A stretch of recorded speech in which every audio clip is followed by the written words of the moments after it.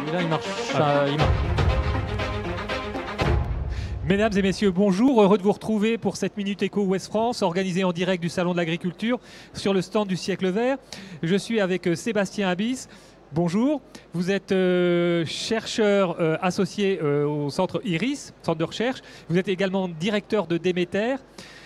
À l'occasion de ce salon, la France vient de lancer son grand débat sur l'agriculture. Qu'est-ce que la France peut attendre aujourd'hui de son agriculture ? Bonjour Patrice, moi je pense que c'est très bien que ce salon cette année envoie plusieurs messages vis-à-vis de la société en général.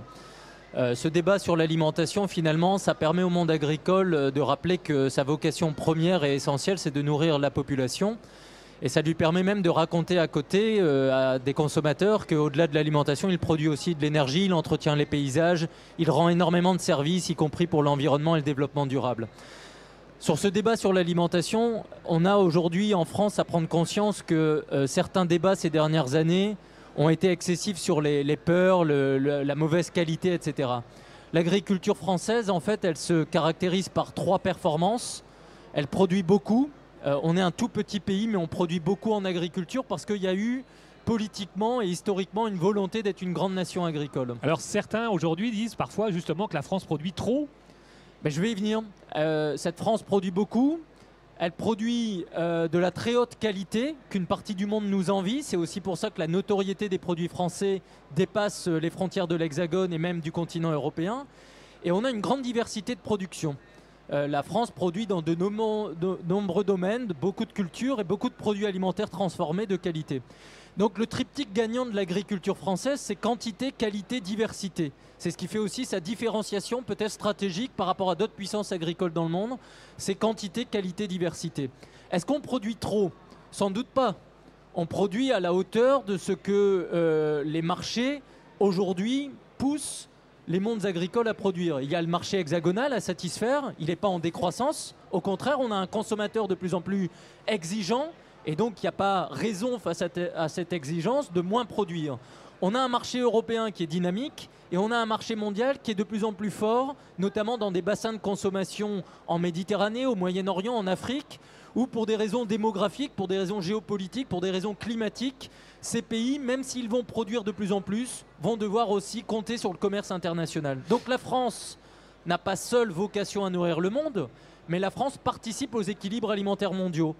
Est-ce qu'elle doit moins produire ? Sans doute pas. Est-ce qu'elle peut davantage produire demain ? Peut-être pas. L'enjeu, c'est comment on reste performant demain, dans les conditions actuelles, de produire beaucoup, de produire très bien et de produire avec cette grande diversité. Alors, prenons un produit, les céréales. Les céréaliers français, même historiquement, ont même l'habitude de compter en Airbus, en nombre d'Airbus équivalent leurs exportations. Mais ils sont aujourd'hui face à de nouveaux concurrents, les pays des bassins de la mer Noire. Est-ce que finalement les céréaliers français peuvent demain être compétitifs face aux céréales de la mer Noire ? Alors il y a 2 choses dans cette question sur la compétitivité céréalière. D'abord, il y a une question géopolitique. Aujourd'hui, le monde consomme plus de céréales. Le nombre de pays qui en produisent et qui en exportent reste extrêmement limité. C'est moins d'une dizaine de pays dans le monde. La mer Noire est revenue sur les marchés depuis 15-20 ans après la parenthèse soviétique. Mais finalement, les productions de la mer Noire ont compensé le manque au niveau du commerce international parce que la demande est en forte croissance. Donc finalement, heureusement que les céréales de la mer Noire soient davantage produites et en même temps davantage exportées sur les marchés mondiaux. Il reste énormément de place pour l'Europe et la France. D'ailleurs, on n'est pas en train d'exporter moins aujourd'hui. Il y a des marchés, il y a des clients en Europe et dans le monde qui demandent les céréales européennes et françaises. La question de la compétitivité aujourd'hui, elle va se jouer sur les questions des coûts de production. Coûts de production en France par rapport à la Russie. Coûts logistiques. Combien ça coûte de déplacer les céréales françaises jusqu'au port, ensuite sur mer, par rapport aux céréales russes. Donc on voit que la compétitivité, ce n'est pas juste une question de production et de volume, c'est une question d'accompagnement des politiques publiques, c'est une question logistique aussi très forte sur les questions céréalières, et c'est une question aussi de jouer de la compétitivité sur d'autres terrains que le purement économique. La compétitivité des céréales européennes et françaises, c'est aussi demain sur les marchés méditerranéens et africains d'être capable de faire de la coopération avec ces pays, de les aider à produire plus, de travailler dans le domaine de la recherche et de la science, de la formation et de jouer sur la francophonie économique qui, je rappelle, est en forte croissance sur le continent africain. Alors justement, vous évoquez le continent africain. La population sur le continent africain, elle devrait doubler 2 fois au cours de ce siècle, passer et pour atteindre 4 milliards normalement d'habitants à la fin du siècle. Est-ce que l'agriculture européenne peut aussi être un facteur de paix en Afrique qui va être confrontée à la question du changement climatique ? La question de l'Afrique, en fait, elle est centrale aujourd'hui dans l'équation alimentaire mondiale parce que l'Afrique doit faire plusieurs révolutions en même temps. Elle doit produire plus, elle doit produire mieux, elle doit produire avec les solutions digitales et technologiques et elle doit produire dans un contexte de très grande transformation climatique, avec une population qui augmente, avec des défis logistiques qui restent immenses et avec des conditions de la paix qui ne sont pas réunies. Il ne faut jamais oublier qu'en Europe, on a développé l'agriculture et construit de la sécurité alimentaire parce qu'on a fait la paix. Si demain en Afrique on veut plus de stabilité, plus de conditions de vie meilleures pour les populations, il faut plus d'agriculture en Afrique. Il faut maintenir des politiques dans les milieux ruraux. Il faut maintenir des populations africaines dans les campagnes africaines. Mais il faut aussi compter sur de l'amélioration logistique et du commerce mondial. Ce n'est pas l'un ou l'autre, c'est une combinaison de solutions.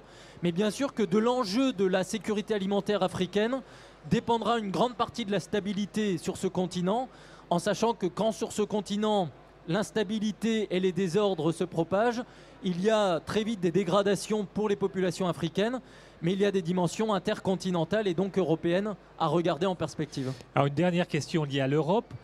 Les discussions budgétaires aujourd'hui sont dans l'impasse. L'Europe est très ambitieuse pour son Green Deal. Est-ce qu'il faut sacrifier l'agriculture au profit finalement du Green Deal pour sauver le climat ? Non, moi je crois que le Green Deal en fait place l'agriculture au centre du débat.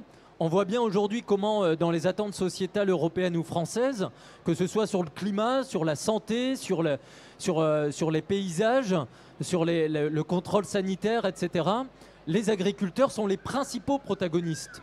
Donc en fait, si on veut réussir les objectifs de développement durable, si on veut réussir le Green Deal, il va falloir que les agriculteurs, les entreprises du monde agricole soient les principaux protagonistes et donc soient intimement associés aux mécanismes qui vont être mis en place. C'est eux qui vont réussir l'agenda des transitions parce que c'est eux qui concrètement au quotidien sont au cœur de ces transformations, du climat, etc.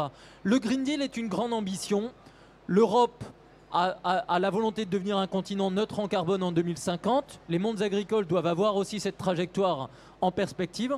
Il serait bien aussi que l'Europe maintienne une ambition géopolitique avec sa politique agricole. C'est une politique qui est importante pour la sécurité alimentaire de 500 millions de personnes, ce qui m'amène toujours à rappeler que la politique agricole commune est très mal nommée. C'est une politique alimentaire citoyenne qui coûte 26 centimes d'euros par jour par habitant européen, c'est-à-dire moins de 2 euros par semaine. C'est ça le coût de la PAC pour notre confort alimentaire, pour notre sécurité sanitaire et pour notre offre de diversité dans l'assiette. Et donc pas de Green Deal réussi sans agriculture.